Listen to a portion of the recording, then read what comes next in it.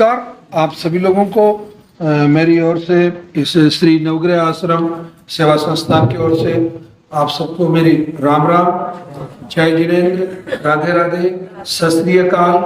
और आप अपने लाडले को जैसे भी याद करते हैं, मेरी आपके साथ सहमति है और वो होना भी चाहिए। किसी भी लड़ाई को लड़ने के लिए हमको दुश्मन की कमजोरियां मालूम होना जरूरी है। अगर आप जीतना चाहते हैं, केवल ये घोषणा करना कि हाँ मैं लड़ूंगा, तो आप नहीं लड़ सकते। आप हकीकत में लड़ेंगे तो आप दुश्मन को हरा सकते हैं। अपना कॉमन दुश्मन है कैंसर। आज अपन सब लोग कैंसर को मात देने के लिए, कैंसर को हराने के लिए यहां सब इकट्ठे हैं। हम भी पिछले 10-12 साल से इस कैंसर के खिलाफ हाथ धो के पीछे पड़े हैं और भगवान की कृपा है धन्वंतरी जी की कि बहुत सफलता हमें इसमें हासिल हुई, तबियत से सफलता हासिल हुई।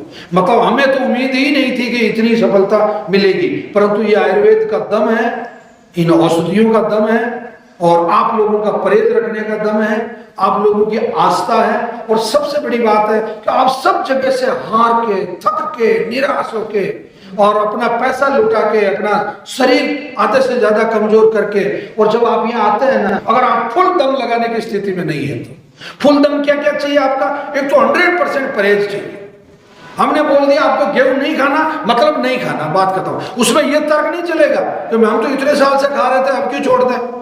इतने साल से खा रहे थे तो फिर कैंसर क्यों हो गया?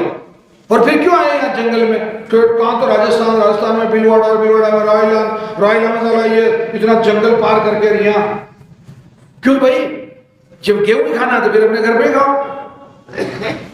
मैं वैज्ञानिक तथ्यों के साथ आऊंगा, मैं एक भूमिका बता रहा हूं आपको।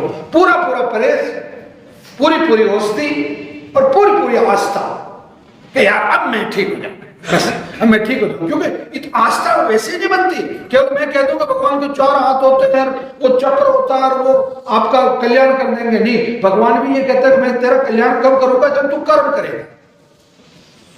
तेरा कर्म करना जरूरी है। कर्म क्या है आपका? औषधि लेनी और परहेज रखना। तो आस्था अपने आप डेवलप हो जाएंगे आप। चलिए अब अपन कैंसर को समझते हैं। मनुष्य को होने वाली अधिकतर जो बीमारियां हैं, उदाहरण के लिए कोरोना है, हेपेटाइटिस बी है, किडनी खराब होना है, लीवर खराब होना है, या फैटी लीवर है, या मलेरिया है, या चेचक है, या टीबी है, या दाद खाज खुजली है, या माइग्रेन, मतलब अधिकतर जो बीमारियां मनुष्य को सामान्यतया होती है, उन सभी बीमारियों में 99.9% जितनी बीमारियां हैं, उन बीमारियों का कहीं न कहीं वायरस बाहर से आएगा। उदाहरण के लिए हेपेटाइटिस बी वायरस है, उदाहरण के लिए कोरोना उसका वायरस है, उदाहरण के लिए HIV उसका वायरस है, एड्स का। उदाहरण के लिए आपको जैसे खुजली हो रही है, मान लो पूरी बॉडी पे स्कैबिस जैसा खुजली हो रही है, तो उसके लिए फंगस है। आपको मान लो टीबी हो रही है, तो इसका मतलब उसका बैक्टीरिया है। मतलब कोई ना कोई कारण बाहर से आया है, आयातित है, इंपोर्ट किया बॉडी ने उसको। बॉडी ने नहीं कहा कि तू आ जा, परंतु उसकी आदत है, वो आ बेल मुझे मार, मान मैं तेरा मेहमान। वो बाहर से आया, आपकी बॉडी के अंदर घुसा और उसने इन्फेक्शन शुरू किया। आप कोविड पेशेंट हो गए, आप लीवर पेशेंट हो गए, आप स्किन पेशेंट हो गए, आप HIV के पेशेंट, भला आपने सब, आपको मलेरिया हो गया। मच्छर आया ना बाहर से, उसने आपको काटा ना, आपके खून में उसने अपने वायरस डाले ना, उसके जीवाणु, अंडाणु, कीटाणु, विषाणु, हिंदी में अगर बात करें तो आपके शरीर में घुसे ना, घुस के उसने अपना प्रभाव शुरू किया और आपकी पूरी बॉडी पे कब्जा कर लिया। आपको बुखार भी आ गया, और यार क्या हुआ भाई साहब? टाइफाइड हो गया यार, भाई साहब क्या हुआ? और यार आजकल वो चीचड़े वाला बुखार हो गया यार। तो बोला सभी चीजों का ओरिजिन बाहर से ये कारण है। परंतु कैंसर में आप सब लोग पढ़े लिखे हैं, अंगूठे छाप नहीं है, और अंगूठे छाप में भी विवेक तो होता है, विवेक तो उसमें भी होता है, मतलब ज्ञान तो उसमें भी है। ज्ञान की परिभाषा पीछी नहीं है। अगर कोई कहे ये व्यक्ति ज्ञानी है, इसको आप ये नहीं कहेंगे जा तेरी पोस्ट ग्रेजुएट की डिग्री ला। ज्ञानी है मतलब वो ज्ञानी है, मतलब उसमें ज्ञान है। ठीक, तो क्या है पहला ज्ञान? क्या है? मिला के आपकी जो कैंसर की बीमारी है, आपके सबके पास ये जांचों के कागज हैं। किसी के पास 5 किलो की थैला है कागजों का, किसी के पास आधा किलो का है, और किसी को पता चला तो 2 कागज है। और बल्कि कुछ पेशेंट तो ऐसे भी आते हैं नवग्रह आश्रम पे, उनको हमने बिल्कुल खुला कर रखा। हम आपको भी कह रहे हैं, आपको कोई जांच करवाने की जरूरत नहीं। आप एक बार आ जाइए नवग्रह आश्रम पे, हमारे डॉक्टर और हम देख के बता देंगे आपको कि आपको कैंसर होने वाला है या हो चुका है। क्योंकि आयुर्वेदा के पास अपना अपना खुद का एक डायग्नोसिस सिस्टम है, जांच करने का अपना खुद का एक सिस्टम है। तो आपके इन जांचों में कहीं पे भी लिखा हुआ है क्या इसमें इन्फेक्शन है? नहीं है। कहीं पे लिखा हुआ बैक्टीरिया है? नहीं है। किसी भी जांच में लिखा हुआ वायरस है? नहीं है। क्या है फिर? केवल लिखा हुआ एडिनो कार्सिनोमा या स्टेम सेल कार्सिनोमा या ऑस्टियोसार्कोमा या लेक्यूमिया, मतलब जो भी जिस भी प्रकार का कैंसर है, लंग कैंसर है तो लंग सार्कोमा है या लंग एडिनो कार्सिनोमा, मतलब जो भी उसका नाम है उस कैंसर का, उसमें कोई बैक्टीरिया नहीं है। अब मैं बहुत सरल भाषा में समझाऊं कि कैंसर का कोई भी जीवाणु, अंडाणु, विषाणु, कीटाणु और कीड़ा मकोड़ा, लैट, तितली कुछ भी नहीं है। अंग्रेजी में बात करूं तो किसी भी प्रकार का कोई भी virus, fungus, bacteria, aphid, jassid, thrips, amoeba, nematodes कुछ भी नहीं। केवल ये आपकी खुद की कमाई है बस। अब आऊं मैं धीरे धीरे मेरी औकात पे आऊंगा। ये आपकी कमाई है। आप कैंसर के निर्माता। फिल्में देखने जाते हैं ना, तो उस फिल्मों में शुरू में पहले तो पोस्टर छपते थे, आजकल फिल्मों के पोस्टर नहीं छपते, कम छपते हैं आजकल तो सीधे ही मतलब उसमें, तो फिर भी उसमें वो लिखा हुआ आता है डायरेक्टर, एक्टर कौन कौन, म्यूजिक डायरेक्टर कौन है, कॉस्ट्यूम किसका है, मतलब कपड़े ये कौन कर, उनके सबके नाम लिखे आते हैं। तो आप जो जो कैंसर के जनक हैं या जो जो कैंसर से प्रभावित है, इस कैंसर के जन्मदाता आप ही हो। आपसे मतलब आप खुद, आपका परिवार, आपका समाज, आपकी सरकार और आपका वातावरण, आपकी सोच, ये सब मिलके एक कैंसर का निर्माण करते हैं। कैसे? नंबर 1, कैंसर छूत की बीमारी नहीं है।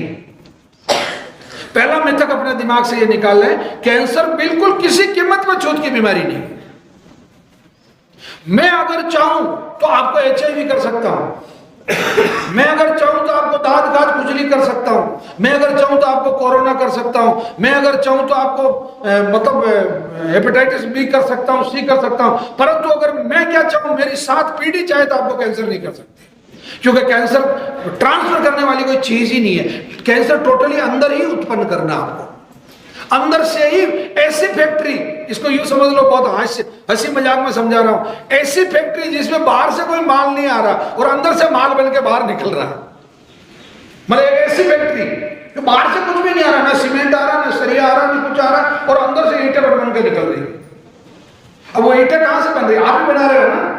अब उसका पहला जो फलसफा है, आज की तारीख में पूरी दुनिया में कैंसर होने का सबसे बड़ा जो कारण समझ में आया है साइंटिस्टों के, वो बड़ा से बड़ा कारण है ये आपका सफेद नमक समुद्र का। इस समुद्र के सफेद नमक में इतने जहर हैं। पहला सबसे बड़ा जहर इसमें मरकरी है, पारा है। दूसरा इसमें सबसे बड़ा जहर DDT है। और ये जिन जहरों के मैं नाम बता रहा हूं, इसको दुनिया का कोई साइंटिस्ट पैदा नहीं हुआ। या साइंस स्टूडेंट, मतलब साइंस के कितने स्टूडेंट है या साइंस स्कॉलर कितने हैं, वो हाथ खड़ा करें ताकि मुझे थोड़ी सुविधा रहेगी। एक आप है। एक छोटा सा एग्जांपल बताता हूं जिससे आप इसको समझ पाएंगे कि मैं आपको नमक और शक्कर, शुगर जो है, उन दोनों को इकट्ठा करके पीस के अगर दे दूं, उन दोनों को इकट्ठा करके दे दूं, तो आप अलग कर सकते हैं क्या उनको? नहीं कर सकते। आप पानी में घोलेंगे तो भी दोनों घुल जाएंगे, आप गर्म करेंगे तो भी दोनों पेंदे में बच जाएंगे। परंतु मैं आपको कांच और शक्कर इकट्ठा करके दे दूं या कांच और नमक इकट्ठा करके दे दूं, तो आप अलग कर सकते हैं। उसको पानी में घोलेंगे, छलनी में छानेंगे, कांच ऊपर रह जाएगा, वो नीचे आ जाएगी, और उसको गर्म किया आपने स्टोव पे, पानी उड़ गया, नीचे शक्कर बच गई। अलग कर सकते हैं ना? अलग करने का तरीका है क्या आपके? जैसे आपका रिफाइंड ऑयल है, रिफाइंड ऑयल में कितने जहर है, 17 तरह के केमिकल है उसमें, बाकी दूसरे जहरों का तो मैं उस पर आ रहा हूं तेल पे, परंतु आप उसको अलग कर सकते हैं। आपने केमिकल डाला, जितना गंदगी थी वो सब पहने में, और जो जहर था वो आपको पैकिंग करके दे दिया बात का। तो अब आपका जो जिसको सामान्य शब्दों में समझ ले कि कैंसर पैदा करने वाले जो जहर है वो उसमें सबसे पहला जो स्थान है वो पारे का है, फिर डीडीटी का है, और फिर आपका कैडमियम का है, फिर आपके ये जो जस्ता जिसको कहते हैं लेड उसका है। ऐसे कम से कम बात कर रहा हूं मैं 30-35 ऐसे जहर है उस पानी के अंदर जिनको किसी भी वैज्ञानिक पद्धति से अलग नहीं किया जा सकता। अब वो चाहे रतन जी टाटा बना रहे थे, या हंसराज चौधरी बना रहा है, या भारत सरकार बना रही है, या अमेरिका की कोई सरकार बना रही है, जो भी वो नमक बना रहा है वो मतलब आपको कैंसर पैदा करने की वो बना रहा है, सामग्री बना रहा है। अब वो तो बना रहा है क्योंकि उसको तो व्यापार करना है, उसको तो पैसा चाहिए। और फिर उसमें एक खेल और है, उस खेल को समझना, वो जो गंदगी है, वो जो जहर है, उस जहर पे शानदार किसी भी हीरोइन का या किसी भी लड़की का अच्छा ताजा सा फोटो लगा रखा है। तो ज्यादातर मॉल में कौन खरीदने जाते हैं? आप जाते हैं तो फोटो तो है, कम से कम फोटो ही ले आए घर पे, मतलब उसके साथ में कैंसर भी आया। हाँ, अरे आप लोग बहुत अच्छे लोग हो। हाँ, अगर ऐसा कोई मतलब वो अगर कोई ऐसी कोई मशीन लगा के आपको अगर पूछा जाए ना तो आपको घर में नहीं घुसने दे कोई। आपके अगर मोबाइल को भी एक बार ठीक ठाक तरीके से अगर मेरा जैसा कोई साइंटिस्ट दिमाग का आदमी हो और अगर आपकी पूरी डिटेल निकाल ले तो आप किसी काबिल नहीं है। ये क्या है? ये अपनी प्रवृत्ति है, मनोवृत्ति है। अब धीरे धीरे समझ में आ रही है। तो सफेद नमक हो गया, ठीक है। अब सफेद नमक के प्रति थोड़ी सी नफरत और पैदा करने पर, क्योंकि जब तक नफरत नहीं होगी तो दूर हो जाए मेरी नजरों से, ये डायलॉग नहीं आएगा आपके मुंह से। क्या है? आपका बाथरूम है, सभी लोगों के घर पर करीब करीब बाथरूम है, लेटरिन भी है। उस लेटरिन का पानी कहां जाता है? या आपके बाथरूम आप जो पेशाब कर रहे हैं, टट्टी कर रहे हैं, आप गंदगी कर रहे हैं, डिटर्जेंट पाउडर यूज कर रहे हैं, जितना भी बदमाशियां हैं, वो सब गंदगी कहां जा रही है? नाली में। नाली कहां जा रही है? नाले में। नाला कहां जा रहा है? नदी में। नदी कहां जा रही है? समुद्र में। नमक कहां से आ रहा है? समुद्र से। अब जो रतन जी टाटा या हंसराज चौधरी या भाई साहब मिलके वो जो 35 जहर है जिनको अलग नहीं कर सकते, तो उन जहरों को भारत सरकार कैसे अलग कर लेगी भाई? चाइना की सरकार कैसे अलग कर लेगी? पाकिस्तान की सरकार तो कर ही नहीं सकती, बांग्लादेश की सरकार के बस का ही नहीं है, श्रीलंका ने तो सोचा ही नहीं है। तो बात तो सच्चाई है ना। साउथ अफ्रीका तो कल्पना ही नहीं कर सकता, वो तो सीधे समुद्र में पेशाब कर रहे हैं। मतलब आप टट्टी पेशाब खाना है या नमक खाना है? कोई एक आदमी बता दे, टट्टी पेशाब खाना है या नमक खाना है? नमक खाना तो फिर सेंधा नमक खाना है, क्योंकि वो ना टट्टी से बन रहा, ना पेशाब से बन रहा, ना गंदगी से बन रहा, वो खदान से निकल रहा। रॉक मतलब उसको रॉक सॉल्ट बोलते हैं। और एक बहुत बड़ी सच्चाई बता रहा हूं आप लोगों को, और मेरा खुला चैलेंज है इस भारत सरकार को भी है। मैं तो हालांकि बहुत भारत सरकार की जो पार्टी, उसी पार्टी का स्वयंसेवक हूं। मैं तो खुले में कहता हूं आरएसएस का आदमी हूं, परंतु मैं आज भी मेरा मतलब सवाल है उस सरकार से कि साहब आप लोग इस नमक को बंद क्यों नहीं कर देते हैं? इस समुद्र के नमक को जो 18% कैंसर के लिए जिम्मेदार है दुनिया में। और मेरे पास वर्ल्ड कैंसर रिसर्च का एक, आप चाहे तो मेरे ऑफिस में आकर चेक कर ले। आपका इतना माइक्रो प्लास्टिक है आपके नमक में, इतना जहर है आपके नमक में कि जो आप खाने के काबिल नहीं है वो। और आप उसमें सेल टैक्स ले रहे हैं, आप उसमें वेट ले रहे हैं, आप उसका व्यापार कर रहे हैं। ये कहां की सच्चाई यार भाई? लोगों को तो बचाना। तो ये जो गंदगी है, इस 1934 के पहले, 1934 के पहले हिंदुस्तान में समुद्री नमक नाम की कोई चीज नहीं थी। अंग्रेज आए, उन्होंने अपना व्यापार शुरू किया और उन्होंने नमक बनाया, और आप लोग नमक की चपेट में आए, और नमक की वजह से आप कैंसर की चपेट में आ गए। नंबर 1। तो मतलब आज के बाद में यहां से कसम लेके जा रहे हो आप कि आज शाम को भी जो भोजन करोगे वो भोजन भी आपका सफेद नमक के साथ नहीं होगा, वो सेंधा नमक के साथ ही होगा, और नहीं होगा तो बिना नमक के होगा। और नंबर 2 आपका रिफाइंड ऑयल। अब कुछ शब्द बोल रहा हूं, मजा आएगा आपको। रिफाइंड ऑयल में क्या है, ये मैं एफिडेविट देख के साबित करने को तैयार हूं, एफिडेविट देख के तैयार। क्या है रिफाइंड ऑयल में? सबसे पहला है उसके अंदर काऊ फैट है, उसके अंदर फिश फैट है, उसके अंदर बफेलो फैट है, उसके अंदर डॉग फैट है, उसके अंदर वेजिटेबल फैट है, और उसके अंदर पाम फैट है। हिंदी में बात कर लूं, उसमें गाय की चर्बी है, उसमें भैंस की चर्बी है, उसमें कुत्ते की चर्बी है, उसमें घोड़े की चर्बी है, उसमें पाम की चर्बी है, और उसमें मछली की चर्बी है। अब आप सब लोग शाकाहारी आदमी हैं, जनेऊ भी पहनते हैं, आदरणीय है, अपने नाम के पीछे बहुत अच्छा सा चौधरी या शर्मा या त्रिवेदी या चतुर्वेदी भी लिखते हैं, और कहते हैं हम तो खानदानी हिंदू हैं। हाँ बिल्कुल खानदानी हिंदू, ऐसा कौन मना कर रहा है, पर मांस तो आप रोजाना खा रहे हैं रिफाइंड ऑयल के रूप में।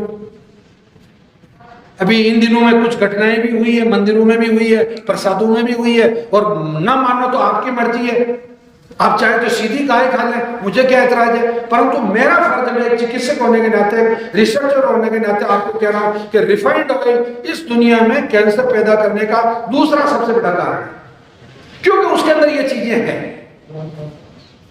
ठीक है, तो रिफाइंड ऑयल की जगह क्या खाएंगे अपन? कच्ची गाड़ी से, मतलब गाड़ी से निकाला हुआ तेल। वो तेल किसी का भी हो सकता है, वो सरसों का हो सकता है, वो सूरजमुखी का हो सकता है। और तेल के बारे में एक बहुत अच्छा कंसेप्ट मैं आप लोगों को बता रहा हूं कि रीजनल, आप जिस रीजन में पैदा हुए हैं, उदाहरण के लिए आप जैसे हरियाणा के रहने वाले हैं, उत्तर प्रदेश के रहने वाले हैं, तो आपके लिए सरसों का तेल सबसे अच्छा है। आप अगर मध्य प्रदेश के रहने वाले तो आपके लिए सोयाबीन का तेल सबसे अच्छा है। आप गुजरात के रहने वाले तो कपासिया का तेल सबसे अच्छा है। आप अगर आंध्रा, असम, आंध्रा और केरल, उड़ीसा और आपका ये समुद्र के किनारे के जितने, बंगाल, ये जितना पूरा इलाका आ गया समुद्र के किनारे किनारे का, अगर आप वहां के रहने वाले तो आपके लिए खोपरे का तेल सबसे अच्छा है। रीजनल, सीजनल और ओरिजिनल, ये सिद्धांत पूरा अपनी जिंदगी के साथ रखो। आपको जिंदगी में कैंसर तो क्या, जुकाम नहीं हो सकता। अब आपने अपना सरसों खरीद लिया, या अपना मूंगफली खरीद लिया, या अपना सोयाबीन खरीद लिया, जो भी, आप कोल्हू वाले के पास चले जाइए, जो मशीनें होती है आजकल, कोई जरूरी नहीं कि बैल से ही चले वही कोल्हू होगा। और लोगों ने देखो, दिमाग देखो इनका, व्यापार करने वालों का, बेल छाप, कच्ची घानी का तेल, मतलब बेल, अरे तू बेल को क्यों बीच में ला रहा है यार बेचारे को, तो सीधा कहने दिए सरसों का तेल है, और कच्ची घानी से, मतलब घानी से निकला हुआ, कच्चे शब्द का अर्थ है मतलब उसको गर्म नहीं किया गया, मतलब वो जो तेल जैसा निकला वैसा ही तेल आपको आपके कंटेनर में आपको दे दिया। वो थोड़ा सा गंदला सा होगा, अच्छा सा चिपचिपा होगा, आपके लिए फायदा करेगा, और बल्कि तेल एक प्रकार से औषधि है, तेल मेडिसिन है अपने आप में। तेल बहुत सारे गांव में तो मतलब लोग इसको बिल्कुल औषधि के रूप में काम में लेते हैं। और मैं आप जितनी लेडीज है वो कहती है मेरे तो बाल झड़ रहे हैं, मेरे तो बाल बहुत कमजोर है, मेरे बालों को कैसे ठीक करूं। मैं कह रहा हूं आप तिल का तेल लीजिए, नीम का तेल लीजिए और सरसों का तेल लीजिए, तीनों तेल को मिला लीजिए, और वो जैसे आपने 1 किलो तेल ले लिया, मान लो 1 लीटर ले लिया, उसमें थोड़ा सा प्याज उबाल लीजिए और फिर उसको वापस छान लीजिए, ये हो गया आपका। अगर आपके बालों से आप पत्थर नहीं उठा लो तो मेरी जिम्मेदारी, आपका एक बाल झड़ जाए तो, अरे ये औषधि है। परंतु क्या अपन फर्जी अंग्रेज हो गए, अपन वही क्योंकि उस पर भी वो अच्छे शानदार वो लंबे बालों वाली हीरोइन छपी हुई है, तो वो मेरे बाल भी ऐसे ही हो जाएंगे, और फिर वो हीरोइन को तो एडवर्टाइजमेंट का पैसा मिलना था जो मिल गया, और आप गए काम से। तो रिफाइंड ऑयल नहीं खाना है, उसकी जगह आप जिस क्षेत्र में रहते हैं उस क्षेत्र का जो तेल का बीज है, उस तेल के बीज को पिलवा के, उसको पिलवा के वो तेल निकाल के आपको खाना है, ठीक है। और जब तक तेल ना मिले, रिफाइंड तो खाना ही नहीं है, घी खाना शुरू कर दो अगर आपकी पॉकेट अलाउ करती है, और नहीं तो फिर पानी से खाओ, जो कल आ जाएगी 2-3 दिन में, फिर अपने पिलवा के भी ले आओगे, क्योंकि पानी से तो कितने दिन खाओगे। ओके, तीसरा नंबर, ये जो नॉनवेज है खास तौर से रोस्टेड स्मोक मीट जो है,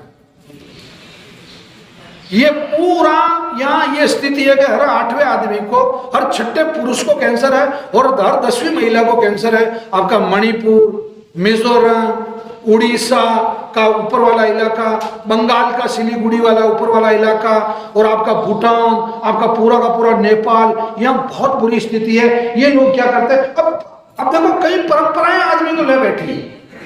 ये लोग क्या चाइना के देखा देखी कुत्ता खा लेते हैं, बिल्ली खा लेते हैं, भैंसा खा लेते हैं, गाय का बछड़ा खा लेते हैं। अब ये क्या, इनको जैसे कोई भी स्नेक, सांप खा लेते हैं, नेवला खा लेते हैं। अब ये क्या करते हैं, उसमें लफड़ा क्या हो रहा है समझना उसको। यूं कर वो खाते हैं और वो बड़ा शौक से खाते, बोला हाँ तो हमने बिल्ली खाया, कैट खाया, आज तो हमने कुत्ता खाया। कुत्ता भी काला मिल जाए तो और ज्यादा अच्छा उनको, मतलब वो देखा देखी चाहे वो बर्बाद हो गए वो लोग। अब उन्होंने उसको काट लिया, अपना मीट निकाल लिया और उसको आग में भून लिया, और भून के उसके टुकड़े करके उसको वो मतलब रिजर्व कर लिया, और जब चाहिए जब वो फिर उसको फ्राई करके खा रहे हैं। तो वो एक्चुअली वो जो सेल्स है वो कार्सिनोजेनिक सेल्स हो जाती है, और उन कोशिकाओं में कैंसर पैदा करने की क्षमता हो जाती है उस खाद्य पदार्थ में। और आप जो ही खाते हैं तो आपका शरीर उसके लिए नहीं बना। बेसिकली सही बताऊं मैं आपको, मनुष्य का शरीर मांस के लिए बना ही नहीं है। मांस खाने के लिए 3 चीजें अनिवार्य है। नंबर 1, आपका जबड़ा कम से कम इतना खुलना चाहिए। दूसरा, आपके उस मांस को काटने के लिए तीखे तीखे दांत, ऊपर और नीचे वो दांत होने चाहिए। और तीसरा, आपको कभी पसीना नहीं आना चाहिए। कुत्ते को पसीना नहीं आता, शेर को पसीना नहीं आता, बिल्ली को पसीना नहीं आता। जो भी मांसाहारी जीव है वो कभी पसीना नहीं करता है। वो जीभ बाहर निकालो, मतलब इस तरीके से हाँफते हैं, इस तरीके से अपने शरीर में ठंडक महसूस करते हैं। तो अपने को तो पसीना भी आता है, मुंह भी इतना की खुलता है, दांत भी तीखे नहीं है, और तो फिर काय का मांस भैया, फिर मांसाहार क्या। अच्छा, एक दूसरा संस्कारों की बात करता हूं। अपन पैदा होते ही, चाहे वो हिंदू है, मुस्लिम है, सिख, ईसाई, कोई भी किसी भी जात का है, वो जो अपन गुट्टी पिलाते हैं ना अपने को, या पहली बार अन्न का भी संस्कार करते हैं कि भाई इसको पहली बार हम अन्न खिलाएंगे, तो उसमें कोई मीट खिलाता है क्या? तो ये जो मीट है, ये जो मांसाहार है, ये कैंसर का दुनिया में तीसरा सबसे बड़ा कारण है। तो आज के बाद में अपने को ये नॉनवेज भी अपने घर पे नहीं लेना। हाँ, फिश अगर होती है, क्योंकि फिश को जो है, मछली जो है, वो डॉक्टर वारबर्ग को जो 1931 में जो नोबेल प्राइज मिला था, तो उन्होंने एक थ्योरी दी थी कि ओमेगा 3 जो है, ओमेगा 3 अगर अधिक से अधिक मात्रा में कैंसर पेशेंट अगर लेता है और उसको अगर पचा लेता है, तो वो उसके लिए कैंसर को, क्योंकि वो एंटीऑक्सीडेंट है। मैं अभी टेक्निकल शब्द पे आगे आ रहा हूं, अभी आपको ये सामान्य जानकारी पहले देते। ठीक है, अब कैंसर का एक रीजन होगा जो आप लोग, ये है आपका पेस्टिसाइड, फंजीसाइड, वीडीसाइड और हर्बिसाइड।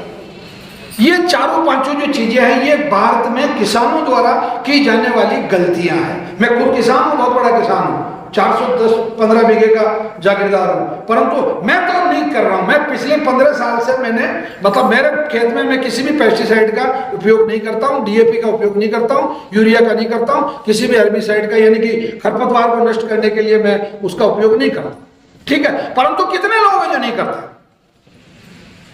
ज्यादातर पूरा मध्य प्रदेश में तो यही हालत है। मध्य प्रदेश से कौन है आप लोगों में से कोई हाथ खड़ा करेगा? आप लोग छिड़कते नहीं छिड़कते हैं? खेतों में ट्रैक्टर लगे हुए हैं उस खरपतवार को खत्म करने के लिए। कोई निनाण करता हुआ नहीं मिलेगा इन दिनों में, वो स्प्रे मशीन से स्प्रे करते हुए मिलेंगे। तो वो पानी कहां जा रहा है मेरे भाई? नदी में, नदी समुद्र में। एक दूसरा, उसी सोयाबीन में, उसी सब्जी में, उसी टमाटर में, उसी मिर्ची में, उसी बैंगन में, उसी गेहूं में, उसी बाजरे में, और फिर वो आप खा रहे हैं। तो वो हर्बिसाइड एक्चुअली हार्मोन्स है, वो फसल को खत्म करने का। अच्छा, हार्मोन्स कभी खत्म होते हैं क्या? हार्मोन्स कभी खत्म नहीं होते, ये हमेशा ध्यान रखना। हार्मोन्स की बहुत लंबी लाइफ होती है।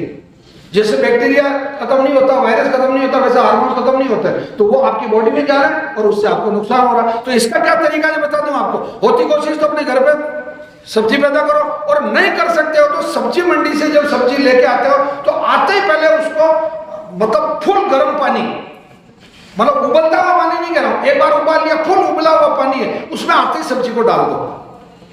जिसमें आप हाथ नहीं डाल सकते, इतने गर्म पानी में एक बार सब्जी डाल दो और 2 मिनट के लिए 3 मिनट के लिए सब्जी को उसमें रख लो, आपको उसके ऊपर तरवरे तैरते हुए मिलेंगे।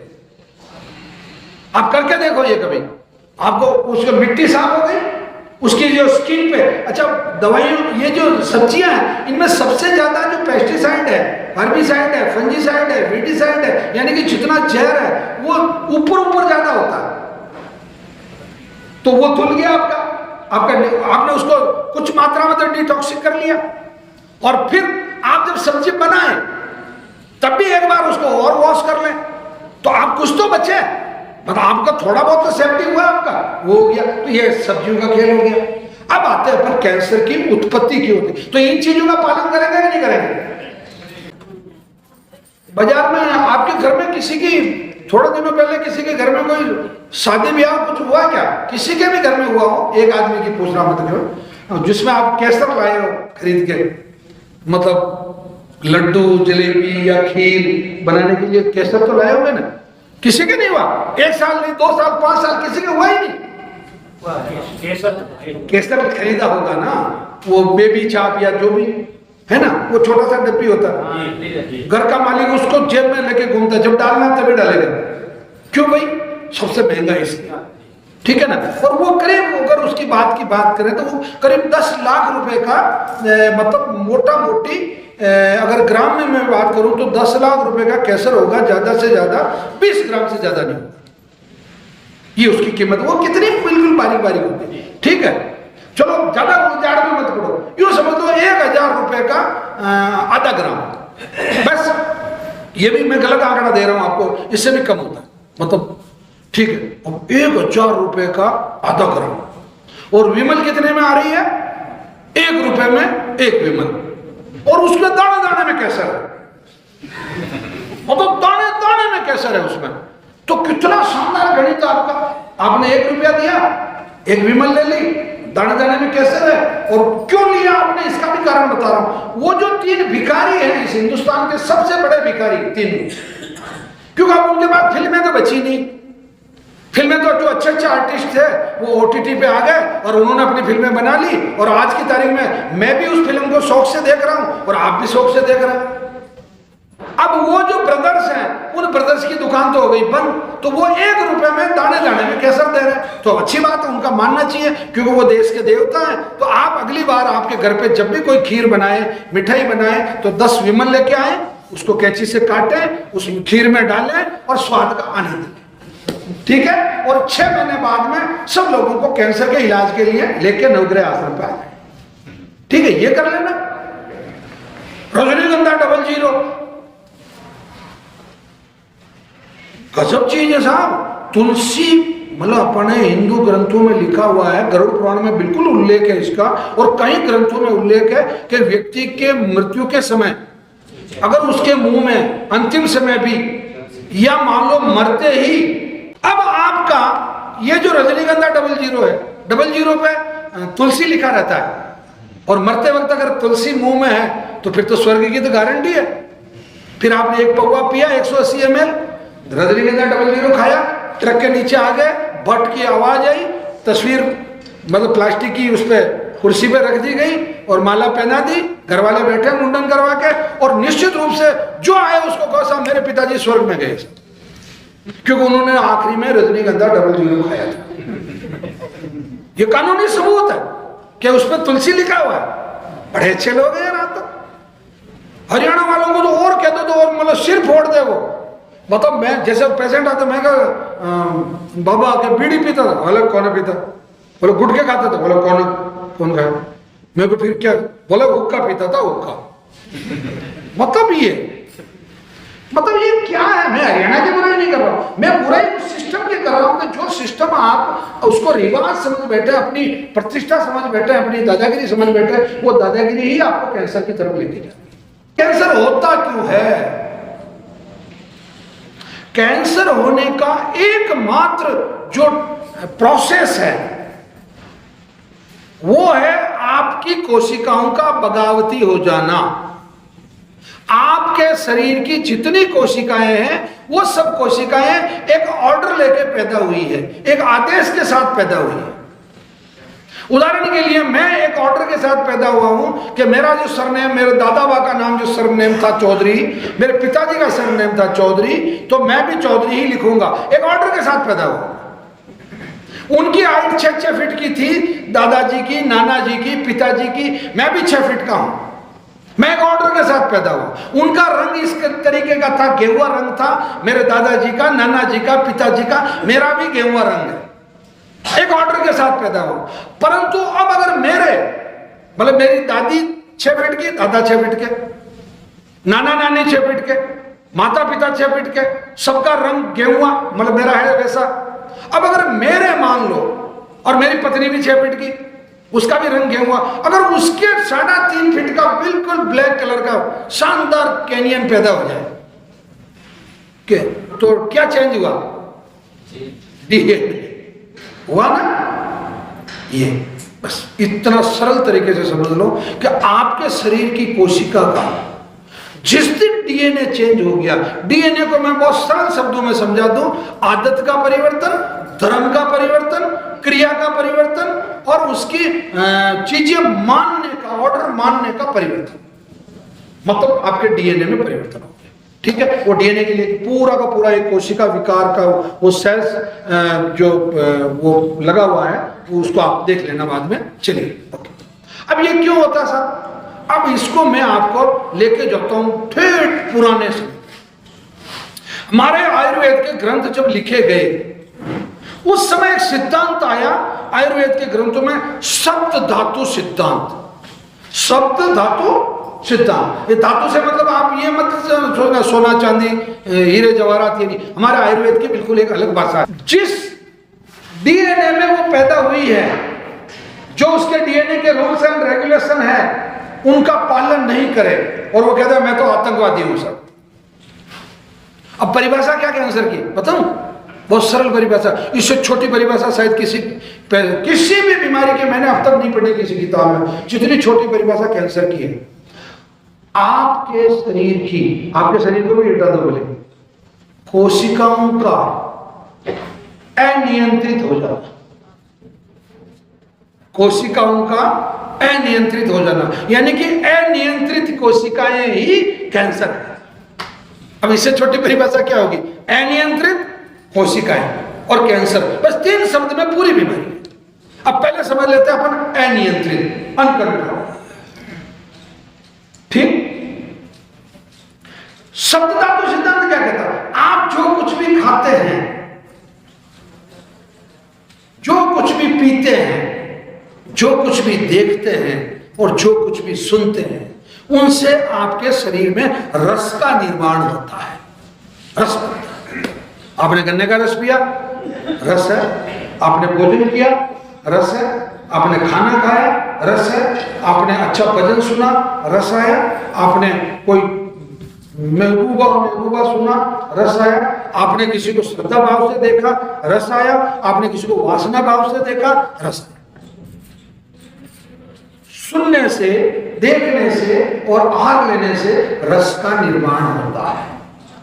रस का बनता है अपने आवाज से। आपने जो कुछ भी मुंह से लिया, आहार नाल के थ्रू गया, आमाशय में पित्ता से, अग्नाशय, पकाशय, आमाशय, ये चारों आशय मिलकर इन्होंने उसकी लुगदी बना दी, उसको सेमी लिक्विड कर दिया, वो रस बन गया। रस में रस गया फिर छोटी आंत में, फिर गया बड़ी आंत में, फिर गया बाउल में और फिर रेक्टम के थ्रू वापस बाहर निकल गया। यानी कि इस दरवाजे से, इस गेट से आपने जो भी आहार लिया, वो आहार आपका स्टूल बनके, लैट्रिन बनके बाहर निकलने तक आपके शरीर में करीब 10 करोड़, कितने 10 करोड़ ऐसे छोटे सेंसर लगे हुए हैं, जो आपके उस रस में से विटामिन को, प्रोटीन को, कार्बोहाइड्रेट्स को, मिनरल को, फैट को, विटामिन्स को, ये जितनी आवश्यक पोषक तत्व है, मैं तो क्योंकि समय नहीं है, बाकी मैं गिना सकता हूं आपको।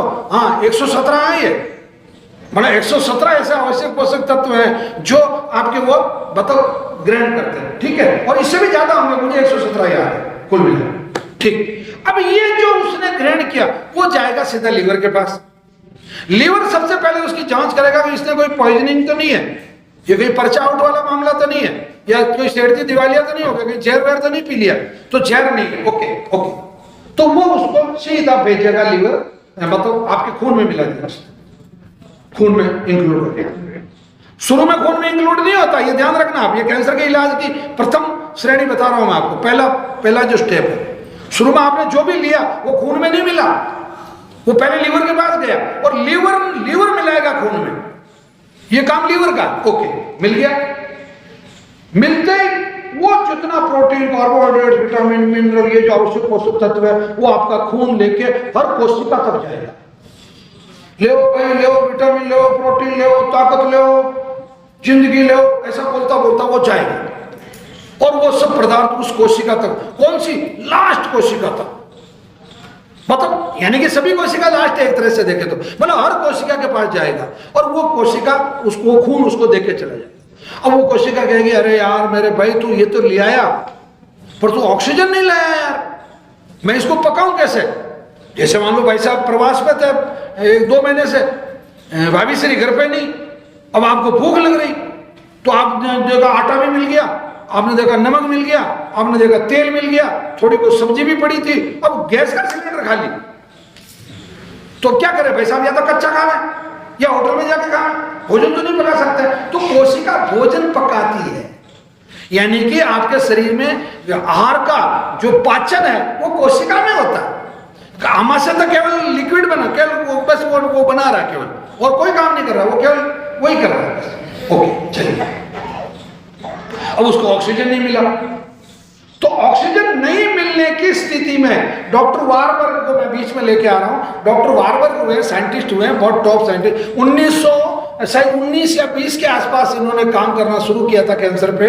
1900 की बात कर रहा हूं मैं, 1919 या 18 के आसपास इन्होंने काम किया और 1931 में इनको नोबेल प्राइज मिला। इन्होंने एक थ्योरी दी थी कि अगर 35% ऑक्सीजन केवल 48 घंटे के लिए आपकी कम कर दी जाए, केवल 48 घंटे, ओनली 48 आवर्स, और परसेंटेज कितना, 35%, तो आपकी उस कोशिका को ऑक्सीजन नहीं मिली तो वो क्या करेगा, मेरे को तो जिंदा रहना, तो वो क्या करेगी कि तड़फेगी, फड़फड़ाएगी, और उसके अंदर जो स्टार्च है उस कोशिका के अंदर या जो जीव द्रव्य है उस जीव द्रव्य में उबाल आ जाएगा, और उबाल आते ही, क्योंकि वो तो मरता क्या नहीं करता, एक सिद्धांत है दुनिया में, मरता क्या नहीं करता, वो कोशिका मरने वाली स्थिति में थी तो उसने फड़फड़ाहट की क्या, और एट ए टाइम उस समय वो कोशिका अपना डीएनए चेंज कर लेगी, अपना धर्म चेंज कर लेगी, वो हिंदू से मुसलमान हो जाएगी, मुसलमान से हिंदू हो जाएगी, सिख से ईसाई हो जाएगी, ईसाई से सिख हो जाएगी, और इन सबको भी एक तरफ रख दो तो वो इंसान से हैवान हो जाएगी, राक्षस हो जाएगी। अब राक्षस की क्या पहचान है, राक्षस खुद भी मरेगा और लोगों को भी मार देगा। आतंकवादी क्या करता, अपने आरडीएक्स बांध के, अपने शरीर पे बेल्ट बांध के बटन दबाएगा, 10 लोगों को और मार देगा और खुद भी मर जाएगा। तो ये कैंसर कोशिका क्या करेगी, तो डॉक्टर वारबर्ग ये कहता है कि 35% ऑक्सीजन अगर कम हो गई, 48 घंटे तक अगर कम हो गई, तो आपकी जो कोशिका है वो अपना डीएनए चेंज कर देगी, और डीएनए चेंज करते ही वो क्या करेगी, पहला परिवर्तन क्या आएगा उसमें, वो मरना भूल जाएगी, पहला परिवर्तन, मरेगी नहीं। वो कहती मैं तो नहीं मरती साहब, आप कौन हो तो मारने वाला, मैं तो आपके धर्म का ही नहीं हूं, आप मुझे जय श्री राम को चाहे अल्लाह अकबर को, मैं तो आपका धर्म का ही नहीं हूं, मुझे कोई लेना देना नहीं है आपसे, मैं तो आसमान से टपका हूं, मैंने तो मेरा धर्म परिवर्तन कर लिया, मैं तो नहीं मरती। मरने का क्या सिस्टम मालूम है आपको, WBC कितने दिन जीती है, 4 दिन, प्लेटलेट्स कितने दिन जीती है, 18 दिन, प्लाज्मा कितने दिन जीता है, 100 दिन, आरबीसी कितने दिन जीती है, 120 दिन, और आपकी किडनी की, लीवर की, छोटी आंत की, बड़ी आंत की, मस्तिष्क की, ये कोशिकाएं कितने दिन जीती है, मतलब करीब करीब 6.5 महीने, 7 महीने, और आपकी हड्डी की कोशिका कितने दिन जीती है, करीब करीब 3 साल। हर कोशिका की उम्र है ना निश्चित है, आपकी उम्र है कि नहीं है, आप ज्यादा से ज्यादा जीवोगे तो 110 साल जी लोगे, आप ये तो दावा नहीं कर सकते मैं तो 110 का ही हुआ साहब, संख्या तो आगे भी है, मुझे तो और जीने दो। ऋषि मुनि तो हजारों साल जीते थे भैया, वो ऋषि मुनि थे, और उसका भी क्या सबूत है कि वो हजारों साल जिए मतलब हाँ वो अच्छा जिए, वो कम से कम 100 साल तो जिए। इसीलिए अपने गांव में कहता भाई साहब जिस दिन 100 साल पूरे होंगे उस दिन में आपका उससे पहले मैं आपका जो कर्जा है वो चुका दूंगा। ओके, यही होता ना। चलिए, तो उन्होंने 2500 पेशेंट पर ईयर वो ठीक करते थे डॉक्टर वार्ग। उनका गजब रेट देखो कैंसर पेशेंट ठीक करने का, 2500 पेशेंट प्रति वर्ष एक डॉक्टर ठीक कर। और उनकी एक शिष्य थे डॉक्टर उडविक, जो उडविक थ्योरी के नाम से साइंस में बहुत बड़ी एक थ्योरी है उडविक थ्योरी। ओके, तो उन्होंने क्या इलाज बताया? उन्होंने 3 इलाज बताए। पहली औषधि बता रहा हूं कैंसर की, आज की क्लास की पहली औषधि बता रहा हूं। अब तक मैं मना कर रहा था ये नहीं खाना, वो नहीं खाना, वो नहीं खाना, और अब मैं कह रहा हूं कि ये खाना, ये खाना, ये खाना। पहला क्या उन्होंने बताया? ओमेगा 3। ओमेगा 3 सबसे ज्यादा किसमें पाया जाता है? अलसी में, फ्लैक्सीड में। अलसी 15 ग्राम प्रतिदिन मम्मी सुबह खाएगी, दोपहर को खाएगी, शाम को खाएगी। अगर मम्मी कहते मैं तो अलसी नहीं खाती हूं तो मत खा भाई। अलसी का तेल ले लो 10 ml सुबह, 10 ml दोपहर को, 10 ml शाम को। आपने अपना कैंसर का इलाज शुरू कर। और जो कैंसर आपका 9 महीने या 10 महीने में ठीक होना था, वो कैंसर आपका 7 महीने या 6 महीने में ठीक होना शुरू हो, वो मतलब ठीक हो जाएगा, क्योंकि आपने ओमेगा 3 देना शुरू कर दिया। नंबर 2, देसी गाय का दूध, देसी बकरी का दूध, मतलब बकरियां देसी होती है, मतलब G2, मतलब A2 की बात कर रहा हूं, A2, ठीक है। देसी बकरी, भेड़, ऊंटनी और देसी गाय। और मैं एक चीज और कह रहा हूं, अगर आपके शहर में मान लो देसी गाय नहीं, आप शहर में रहते हैं, आप तो बड़े आदमी हैं, आप तो 17वीं 18वीं मंजिल पे रहते हैं, आपका तो एड्रेस का जो वो कार्ड है वो देते हैं, उसमें 27th फ्लोर, ठीक है। तो मैं और आप अगर एक साथ मरेंगे मान लो, तो आप जल्दी जाओगे भगवान के पास। भाई आप 27 मंजिल तो पहले ही मेरे से आगे हो, तो अब आपके वहां तो गाय नहीं आ सकती, आपको तो गाय भी कुत्ता दिखेगी नीचे, भाई गाय भी इतनी सी दिखेगी। तो कोई बात नहीं, अमूल का जो दूध आता है, अमूल डेयरी का जो दूध आता है, या जो अपना क्या बोलते हैं उसको, मदर डेयरी का जो दूध आता है, वो दोनों ही दूध जो है वो गाय वाले क्षेत्र से इकट्ठे किए जाते हैं। वो 100% गाय का नहीं है, वो 90% गाय का है। क्योंकि मैं डेयरी से जुड़ा हुआ व्यक्ति हूँ, मैं मेरे गांव की डेयरी का चेयरमैन भी हूँ पिछले 20 साल से, और हमारी जो भीलवाड़ा जो डेयरी है उसका भी मैं डायरेक्टर रहता आया हूँ। तो मैं बिल्कुल आपको दावे के साथ कह रहा हूँ कि वो जो अमूल का जो दूध है, मैं हमारे राजस्थान की सरस की सिफारिश नहीं कर रहा हूँ, मतलब क्योंकि हमारे पास 100% मतलब 90% काऊ का भी कलेक्शन नहीं है, और उनके पास वो है। तो मैं आपको कह रहा हूँ आप अमूल का दूध ले लो, होगी प्रॉब्लम खत्म। अब गाय के, बकरी के या भेड़ के या ऊंटनी के दूध का पनीर बना के पेशेंट जितनी अधिक मात्रा में खाएगा उतना उसको ओमेगा 3 मिलेगा, उतना उसको एंटी कैंसर प्रॉपर्टी मिलेगी और उसका कैंसर ठीक होगा। तीसरा इलाज उन्होंने बताया मछली, फिश जो है उसको अगर स्टीम्ड के साथ पकाया जाए, स्टीम भाप के साथ पकाए, जैसे अपन ढोकला पकाते हैं, जैसे अपन खमण पकाते हैं, जैसे अपन इडली पकाते हैं, उस तरीके से मछली को मतलब पकाया जाए, उसको मतलब उसमें थोड़ा सा सेंधा नमक वगैरह, काली मिर्च वगैरह डाल के वैसे पका लिया जाए, और उसको अगर कैंसर पेशेंट का, उसमें मात्रा का कोई लफड़ा नहीं है, वो जितनी खा सकता है उतनी। बहुत सारे लोगों के चेहरे पर चमक आ गई, मतलब मछली भी कहते हैं। हाँ बिल्कुल बताया डॉक्टर बारबर ने, और मैं भी इसका समर्थक हूँ, मतलब मैं इसको मांसाहार और उसमें नहीं लेके जा रहा हूँ। और बेसिकली विज्ञान ये प्रूव कर चुका है कि मछली जो है वो मांसाहार की श्रेणी में नहीं आती, ये बिल्कुल साइंस की तरफ से भी प्रूव हो गया। चलिए, अगर मछली नहीं खाते आप मत खाओ, कोई बात नहीं। मछली के तेल के कैप्सूल आते हैं, ठीक है, 2 कैप्सूल सुबह, 2 कैप्सूल शाम को, और 2 कैप्सूल मतलब 2 दोपहर, 2 सुबह, 2 शाम, तीनों टाइम 2-2 कैप्सूल हो सकता है ना, ये चीज, और कोई बहुत ज्यादा महंगे भी नहीं आते हैं। मछली के तेल के कैप्सूल 2 सुबह, 2 दोपहर, 2 शाम, हो गया तीसरी औषधि। अच्छा ये तीनों ही करो तो और सोने पे सुहागा, मतलब ऐसा नहीं आया मैंने तो वो कैप्सूल ले लिए तो इसलिए अपने तो पनीर नहीं बनाना, मैंने तो पनीर बना लिया इसलिए मैं तो मछली नहीं खाऊंगी, मतलब ओके चलिए, आपने जो कुछ भी खाया उसका रस बना, उस रस को लीवर ने खून में दे दिया, खून वहां चला गया, ठीक है, और रस का बनता है रक्त। दूसरी धातु क्या हुई? रक्त, खून। किसका बना? रस का। ये कैंसर का इलाज, बस ये समझ में आ गया, समझ लो आपने अपना लड़ाई जीत ली। ये जो मैं शब्द धातु बता रहा हूं, ठीक।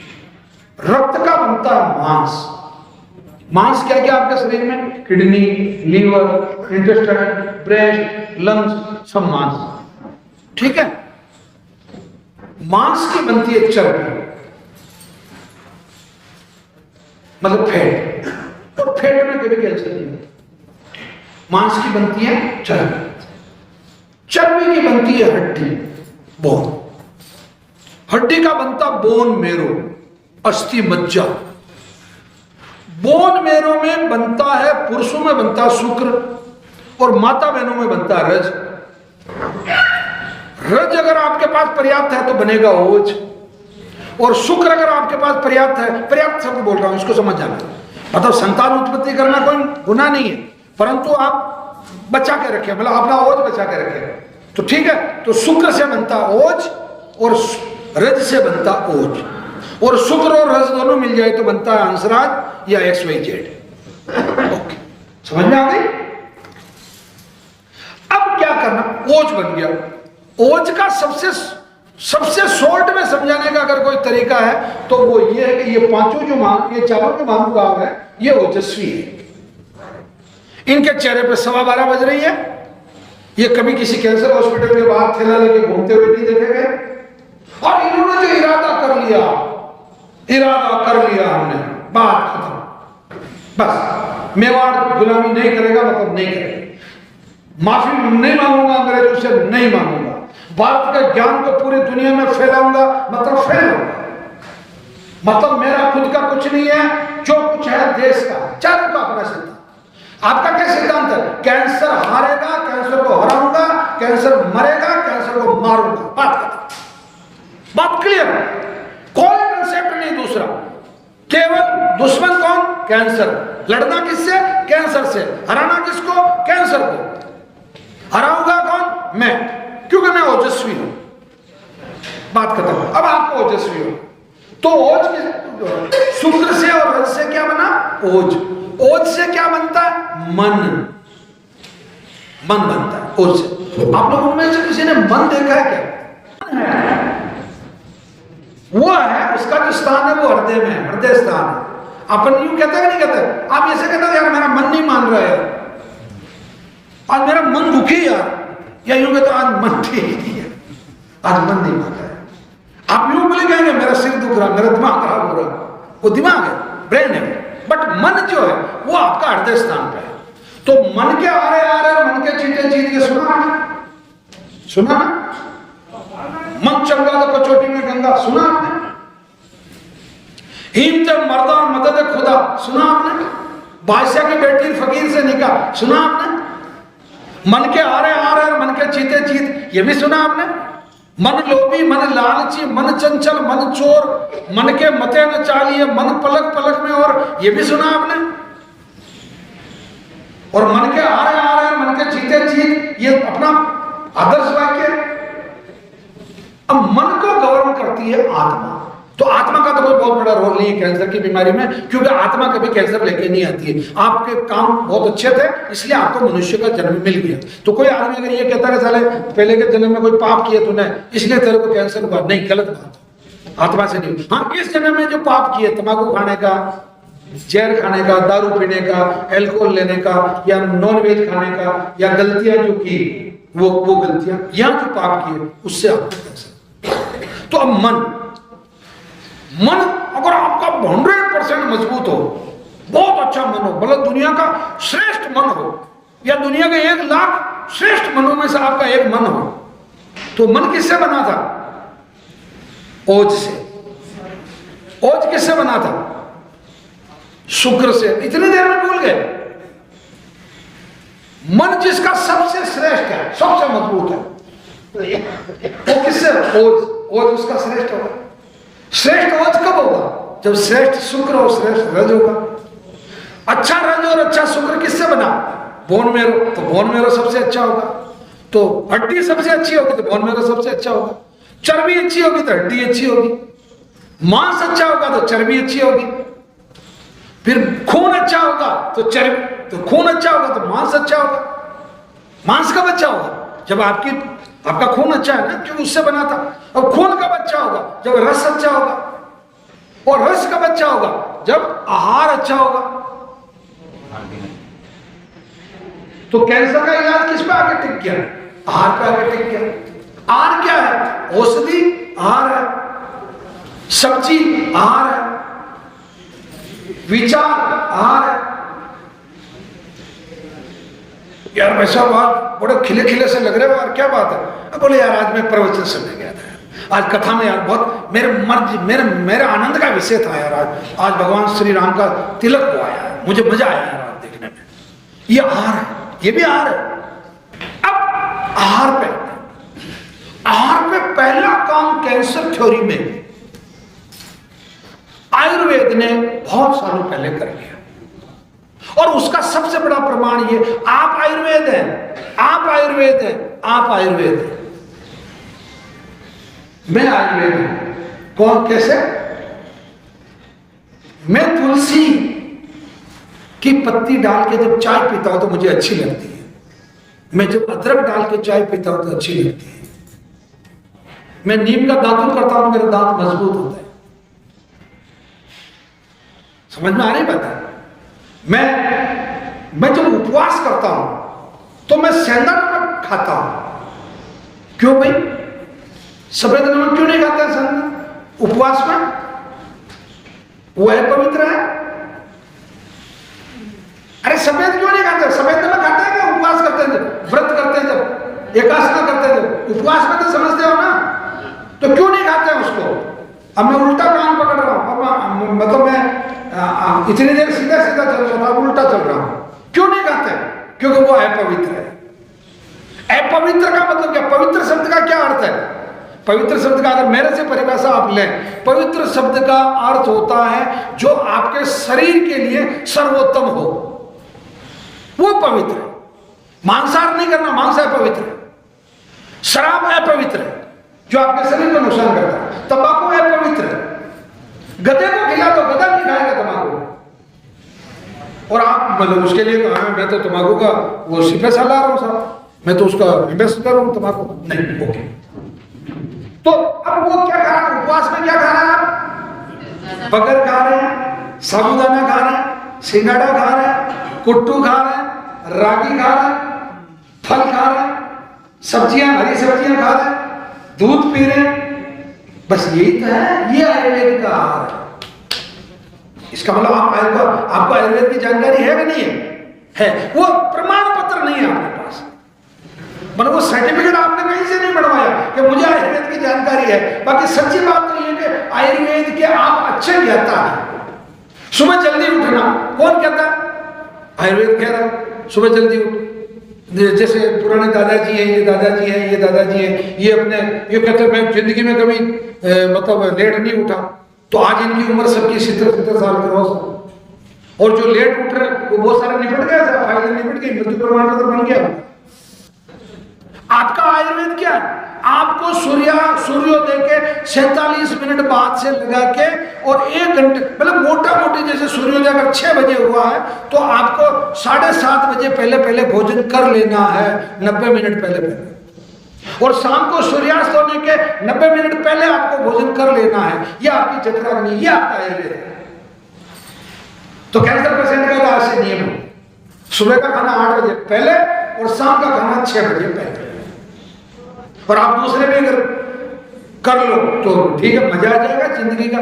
मेरा जैसे सुबह का भोजन 7 बजे होता है, शाम का भोजन 4 बजे होता है, बात खत्म। इससे कोई मेरी क्या बेइज्जती हो रही है? ये तो मंगता सारा भूख है, सुबह 7 बजे खा रहा है, शाम को 4 बजे खा रहा है। मैं दिन में कुछ नहीं खा रहा हूं और रात को कुछ नहीं खा रहा, बात खत्म। दूध मिल रहा है, पर्याप्त मात्रा में दूध पी रहा हूं, बात खत्म। तो ये अब मैं विषय पर, आयुर्वेद ने सबसे पहले ये खोज कर ली थी। डॉक्टर होंजो और डॉक्टर एलिसन, ये 2 साइंटिस्ट हुए। इन दोनों साइंटिस्टों ने एक खोज की, 505 मतलब करीब नियर अबाउट, बहुत बड़ी खोज थी ये, करीब 5 लाख सेल्स का सैंपल लिया, 5 लाख कैंसर पेशेंट की सेल का सैंपल लिया, और 5 लाख करीब नॉन कैंसर पेशेंट की सेल का सैंपल लिया, लेकिन उसकी जांच की। उसके अंदर जितने भी ये जो मैंने बोला ना आपको, कार्बोहाइड्रेट, प्रोटीन, मिनरल, फाइबर, ये सब चीजों की इन्होंने जांच की। तो 2 विशेष तरीके के प्रोटीन पाए गए कैंसर कोशिकाओं में। और वो पूरा ग्रुप पाया गया। मतलब आप ताज्जुब करोगे, 288 प्रकार के एक प्रोटीन का ग्रुप है जिसको नाम दिया इन्होंने PD1, programmed death protein cell जो है आपका, ये प्रोग्राम्ड डेथ प्रोटीन जो है, खतरनाक काम। वो जो आतंकवादी बनी ना कोशिका, वो उस समय वो जो प्रोटीन उसके अंदर जितना वो मौजूद था उसको उसने PD1 में कन्वर्ट कर दिया। और ये जो आपका CTLA4 है ये भी उसने उस समय कन्वर्ट कर दिया। और ये 167 प्रकार का मतलब प्रकार के प्रोटीन है। प्रोटीन हजारों होता है, ऐसा मत सोचना कि एक प्रोटीन मतलब एक प्रोटीन। और कोई कुछ ऐसा, एक आदमी ने ऐसा भी सवाल किया था कि बोले सर फिर आप तो गाय का दूध पीने की और वो बात कर रहे हो, उसमें तो प्रोटीन है, फिर प्रोटीन तो नहीं खाना। अरे मेरे बाप, 1000 से ज्यादा तरह के प्रोटीन है, वो एक प्रकार के प्रोटीन है, एक ग्रुप है 288 का और 167 का। ओके, वो नहीं किसमें पाया गया वो? अब ये चीजें नहीं खानी है कैंसर पेशेंट को। अब ध्यान से सुनना, अब मैं नहीं खाना वो बता रहा हूं। पहले तो आपको वो सफेद नमक, रिफाइंड ऑयल, वो तो सब हो गया ना, दारू वारू, तंबाकू माकू, रजनीगंधा, डबल जीरो, दाने दाने में कैंसर, वो तो पहले से ही नहीं खाना। अब क्या चीजें नहीं खानी है कैंसर पेशेंट को भी, और अगर हो सके तो उसके परिवार के सदस्यों को भी। सबसे ज्यादा ये जो PD1 और CTLA4 पाया जाता है वो पाया जाता है गेहूं में, ग्लूटेन है उसमें, और ये उसका ठेकेदार है। इस दुनिया में, इस पूरी दुनिया में आज की तारीख में कैंसर पैदा करने का सबसे बड़ा कोई जिम्मेदार फैक्टर है अन्न में, अनाजों में, तो वो गेहूं है। ठीक है, और कई फैक्टर उसमें, सेल्फोस भी है उसमें, DAP भी है उसमें, यूरिया भी है, दुनिया भर की और दूसरी बीमारियां तो है ही है, परंतु उसने, उसकी मां ने पैदा ही उसको ग्लूटेन के साथ किया। अब ये चीजें नहीं खानी है, गेहूं, जौ, ज्वार, बाजरा, मक्का, उड़द, सोयाबीन, चवला, चावल, अरहर, तुअर और राजमा, इनके अंदर PD1 भी है और CTLA4 भी है। और इसके अलावा किसी भी, मूंग में नहीं है, मूंग खाइए खूब, साबुत भी खाइए, दाल बना के भी खाइए, ठीक है। जितने भी ड्राई फ्रूट्स हैं किसी में नहीं है, सबके सब खाइए। जितनी धरती में हरी सब्जियां पैदा होती है किसी में नहीं है, सबका सब खाइए। जितने फल इस पृथ्वी पे पैदा होते हैं वो सबके सब खाइए, उनमें किसी में नहीं होता। ओके, तो सबके सब फल खा सकते हैं, सबके सब हरी सब्जियां खा सकते हैं, सबके सब कंद खा सकते हैं, सबके सब ड्राई फ्रूट खा सकते हैं। मजा आ गया। अच्छा, दूध, दूध में भैंस का दूध नहीं पीना, जर्सी और होल्स्टाइन का दूध नहीं पीना, बाकी बकरी का पीना है, भेड़ का पीना है, ऊँटनी का पीना है और गाय का पीना है। ओके, ये भी बहुत सरल हो गया। अब इधर आ जाओ, गन्ना, गन्ने का रस भी पीना है और गन्ना चूस भी सकते हैं और गन्ने का गुड़ भी खा सकते हैं, जो बिना केमिकल का गुड़ है, औषधि का काम करेगा आपके लिए। गुड़ खाइए, आपको भूख भी अच्छी लगेगी और औषधि का काम भी करेगा, हीमोग्लोबिन भी बढ़ेगा, आयरन भी मिल जाएगा। अब आजकल की युवा पीढ़ी गुड़ कहाँ खाती है? पहले शायद आप इस चीज के गवाह होंगे, अपन गांव में शर्त लगाते थे पहले, वो क्या तू इतना गुड़ खा सकता है क्या? तो वो उतना गुड़ खा के कहता है तू और ला, मतलब इतनी कैपेसिटी थी लोगों की गुड़ खाने की। और आजकल क्या, आजकल तो बाप रे, चलो जो अब अनाज में क्या खाएंगे? अनाज, क्योंकि आपकी तो आटा खाने की आदत है, रोटी तो बननी ही चाहिए, पराठा तो बनना ही चाहिए, बाटी तो बननी ही चाहिए। तो इसके लिए सबसे बेहतरीन जो समाधान है वो समाधान तो है कि हमारे यहाँ बाहर काउंटर पे आपको पौतान के नाम से एक आटा मिल जाएगा, ठीक है। उसके अंदर 13-14 मतलब ऐसे वो है, कुट्टू है, रागी है, सामा है, बगर है, सिंगाड़ा है, मूंग है, साबुदाना है, और भी कई तरह के ऐसे मतलब कुछ वो क्या बोलते हैं जिसको, सिरधान्य है जो उसके अंदर मिले हुए, जिसके अंदर PD1 और CTLA4 नहीं है। तो एक काम तो ये हो गया। दूसरा, जिस दिन आपका मन भर जाए कि यार मुझे अच्छा इस पौतान का रोटी, पराठा, खम्मन, ढोकला और सत्तू सब बनता है, इसका पूड़ी, सब चीजें बन जाएगी, ये समाधान हो गया। मुश्किल से 1100 रुपए के आसपास का एक पाउच है, 5 किलो का पाउच है, 1 महीने के लिए, 1 पैसे के लिए बहुत है, कोई समस्या नहीं। अब इसमें अब आपका मन कर रहा है आज तो केवल सिंगाड़ा, भाई सिंगाड़ा किसने मना किया? सिंगाड़ा का हलवा बनाओ, खाओ आराम से। आज तो कुट्टू खाना, कुट्टू खा लो। चावल खाने की इच्छा हो रही तो सामा चावल जो होता है भगर, जो उपवास में खाया जाता है, उसका चावल बना के खाओ आराम से।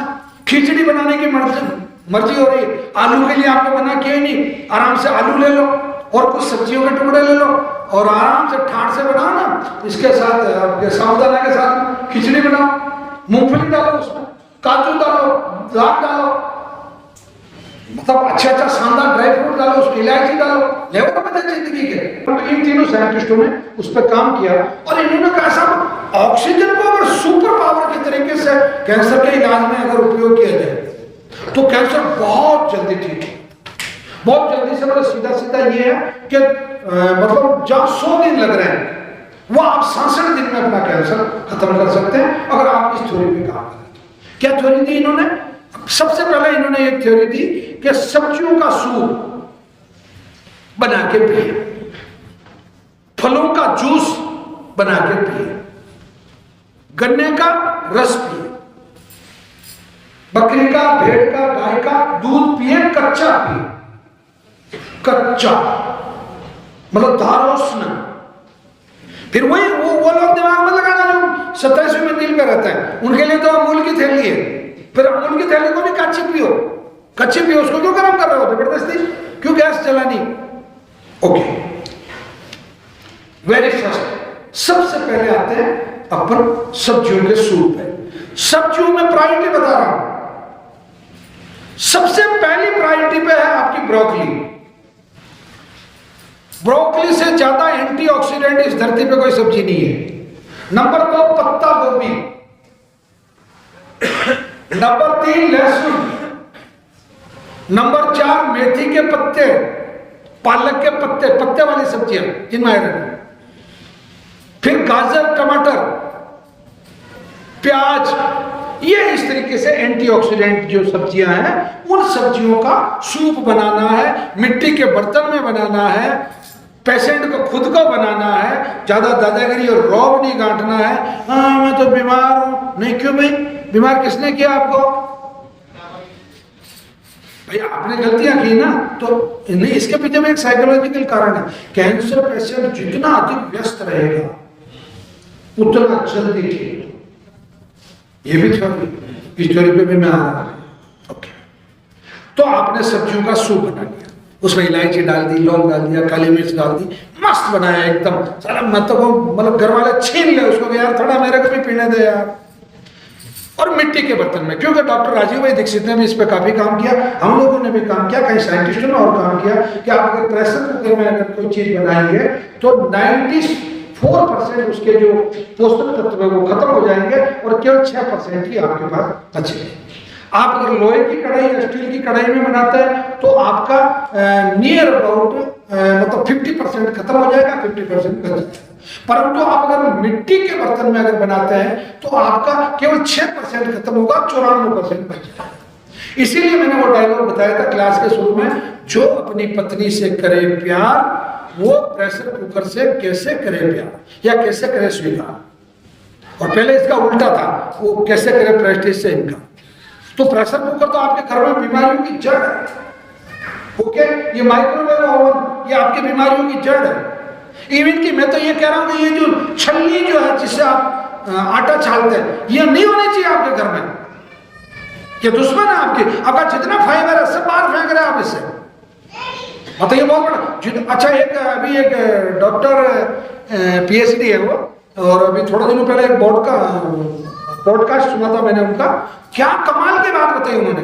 उनका आप जितना खुरदरा खाओगे, सब कैंसर पेशेंट ध्यान से सुनना इस बात को, आप जितना खुरदरा खाओगे उतना स्मूथ जाओगे, और आप जितना खुरदरा खाओगे उतना जल्दी ठीक होगा। ये छोड़ी थी खुरदरा का मतलब मोटा, सब्जियों के भी बड़े पीस, उतना बिल्कुल उसका वो रायता नहीं बनाना, मतलब वो थोड़ा थोड़ा यूं आपके दांतों में आए, मतलब फाइबर आए, आपको महसूस हो। आप ज्यादातर दलिया खाएं, रोटी को कुएं में डालो, कोई मतलब नहीं, रोटी से कोई ज्ञान नहीं हुआ, कोई देश आजाद नहीं हुआ, बल्कि रोटी नहीं थी कि रशिया टूट गया पूरा। मतलब रोटी का बड़ा खतरनाक खेल है। चलिए अब आ जाइए फलों में।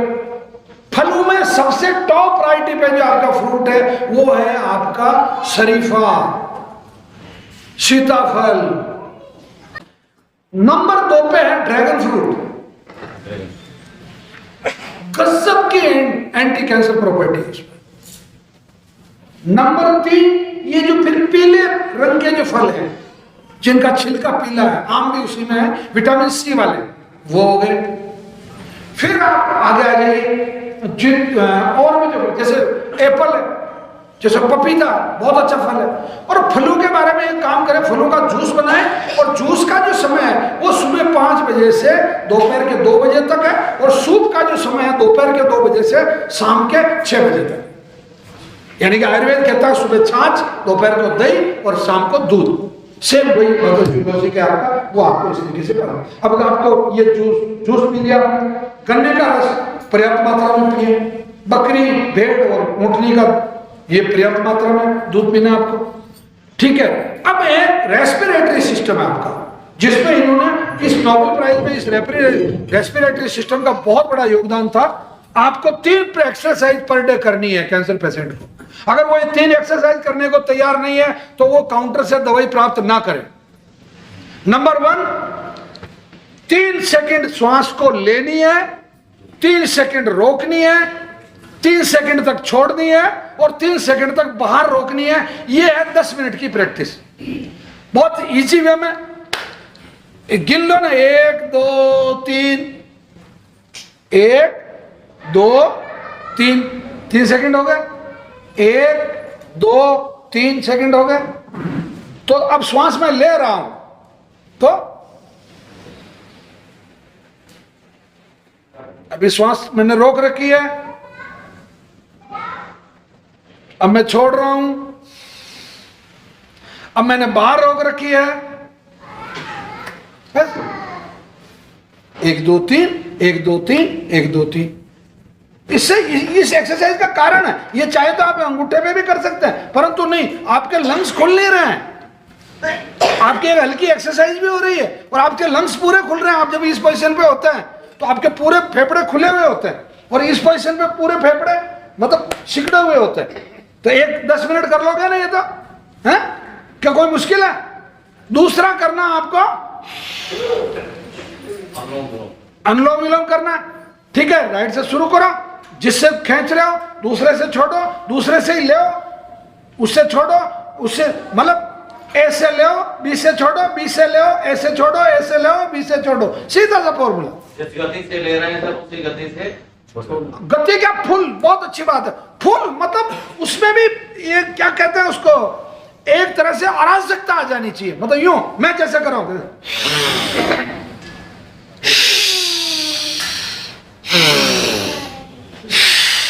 अराजकता आ जाए, मतलब पसीना हो जाए, क्योंकि आप दवाई ले रहे हो, आप ऑक्सीजन थोड़ी ले रहे हो, क्योंकि ऑक्सीजन तो वो अंदर से जा रही है, आप जो भेज रहे हो वो तो मेकिंग सिस्टम है उसका।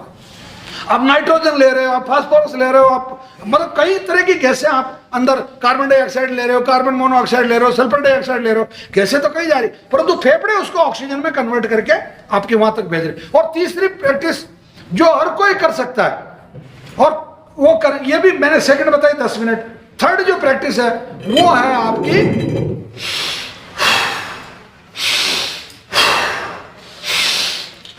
नाक से लेना है और मुंह से छोड़ना, और तबियत से लेना है।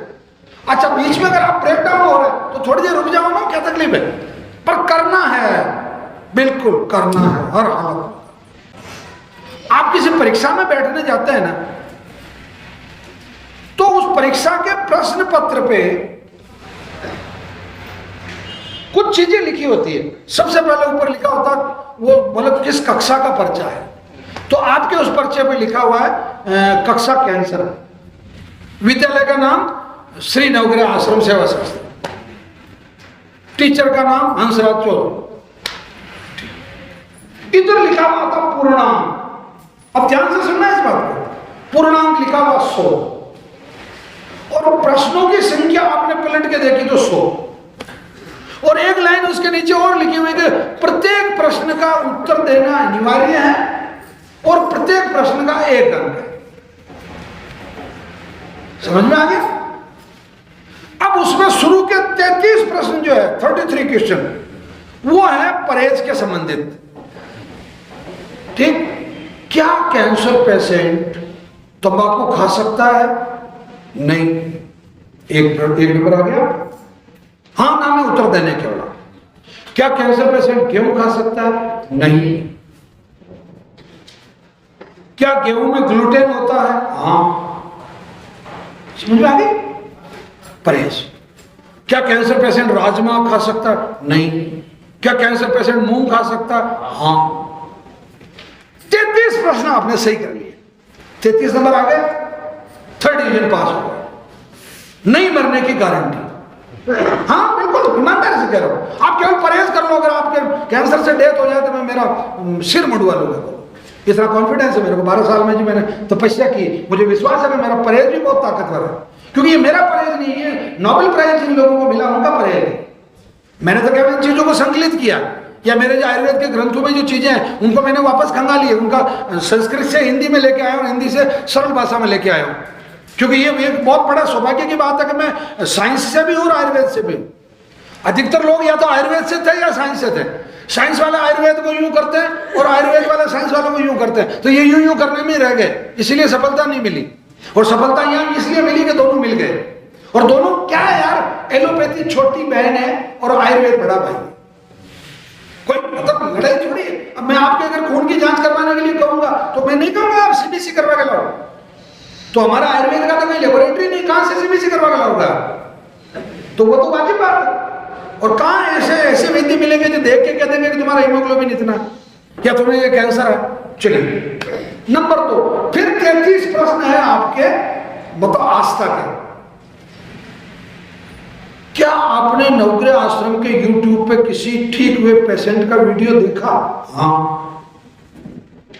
क्या आपके पड़ोस में या आप नवग्रह आश्रम गए तो किसी ने आपको सलाह दी कि मैं वहां से ठीक हुआ, मुझे लाभ हुआ, आपको भी जाना चाहिए? हाँ। आप सब लोग YouTube से थोड़ी आए हैं। हकीकत कर 98% YouTube से नहीं आए, आपको किसी न किसी आदमी ने गवाही दी है। मतलब कोई पेशेंट ठीक हुआ, जैसे अंकल जी के ये है, इनके कोई रिश्तेदार ठीक हुए, जैसे आपके कोई रिश्तेदार ठीक हुए, तो ये गवाही है। मतलब ये आप उड़ के नहीं आ गए, आपको रात को सपना आया और सुबह आप यहां आके उतर गए। तो 33 नंबर आ गए आपके, 66 नंबर हो गए सब, 1st डिवीजन। मतलब नहीं मरने की भी गारंटी हो गई और कैंसर ठीक होने की भी गारंटी हो गई। अब तो आखिरी जो है आस्था, औषधि। अब ये आपका ये क्लास अब होगी, मतलब ये अभी हमारे टेक्निकल जो हमारे एक्सपर्ट वो आएंगे, आपको बताएंगे, है ना इसके। तो जैसे मैं उदाहरण बता रहा हूं, जैसे कैंसर किट प्रतिदिन प्रातःकाल लेने वाली मात्रा 6 चम्मच, हाँ। सायंकाल 6 चम्मच, हाँ। क्या कैंसर किट का काढ़ा बनेगा? हाँ। क्या सभी काढ़े वाली दवाइयों का एक साथ काढ़ा बनेगा? हाँ। क्या हरे पत्तों का काढ़ा बनेगा? ना।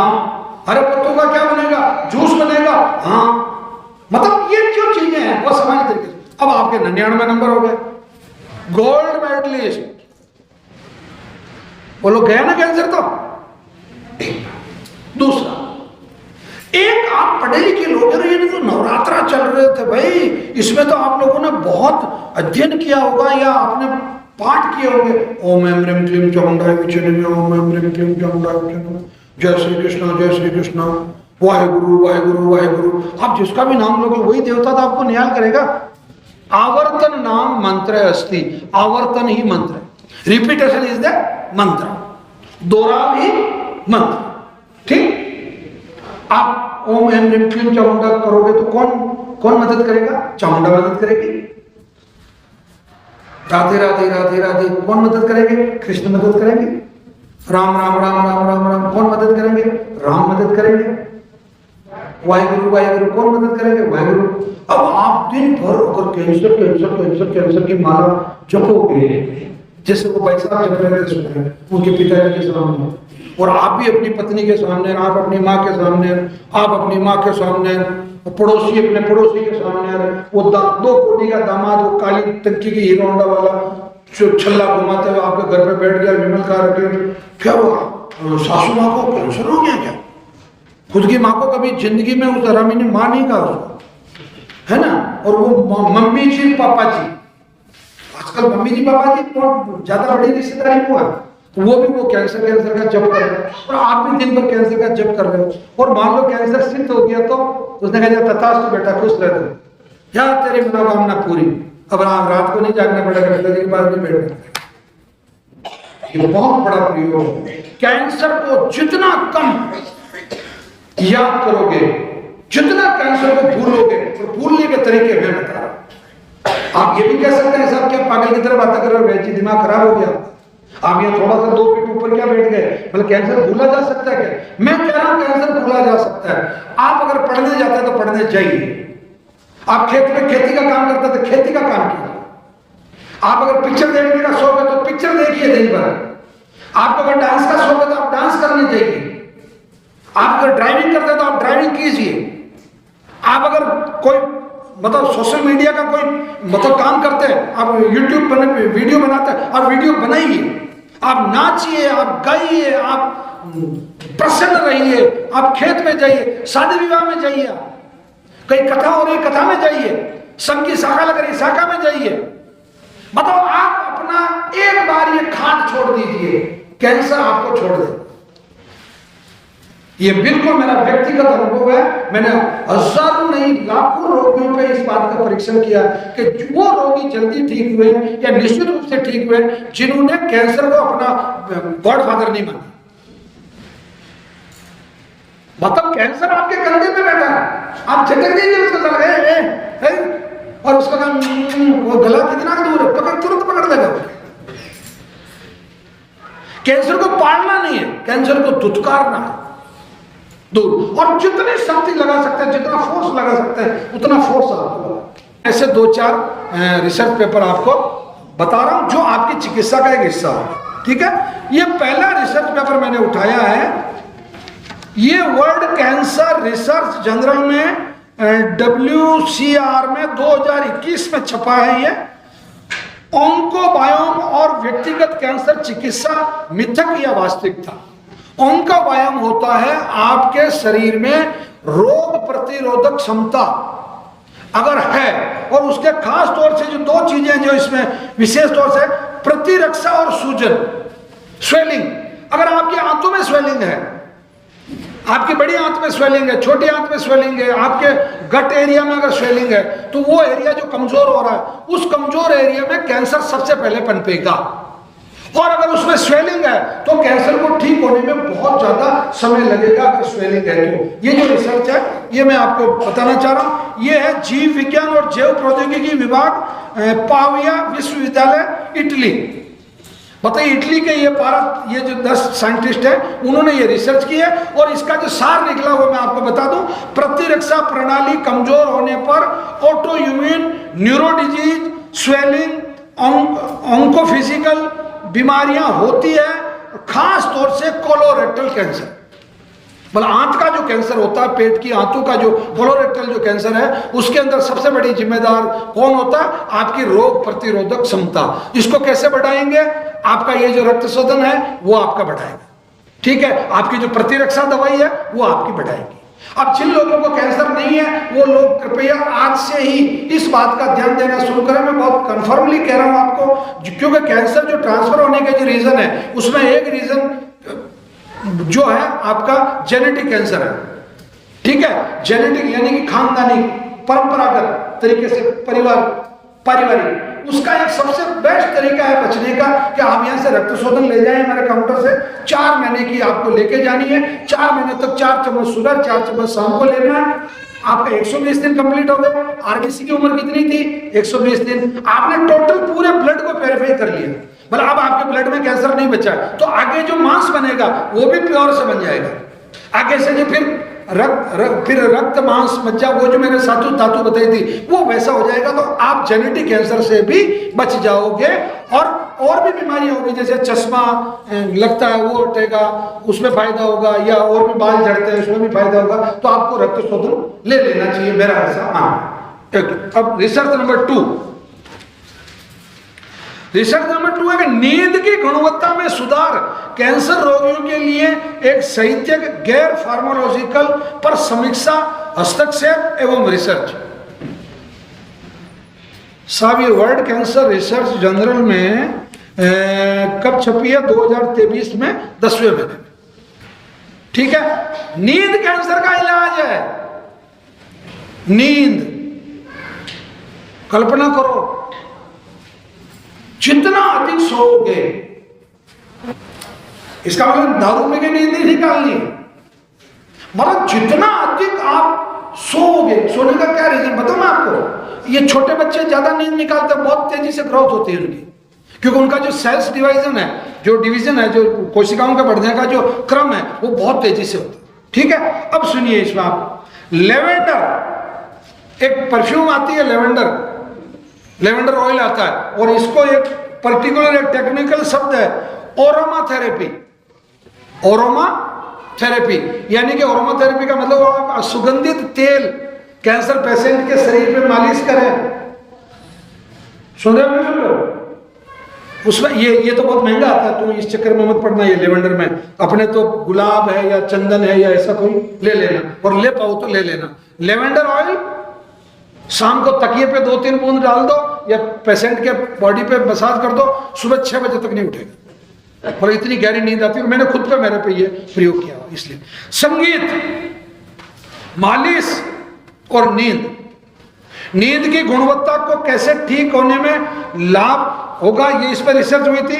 सर्वोत्तम गुणवत्तापूर्ण जीवन व नींद, नर्सिंग स्टाफ को भी ये ट्रेनिंग दी गई। ये जब रिसर्च की गई कि भाई आप पेशेंट की नींद को डिस्टर्ब नहीं करें।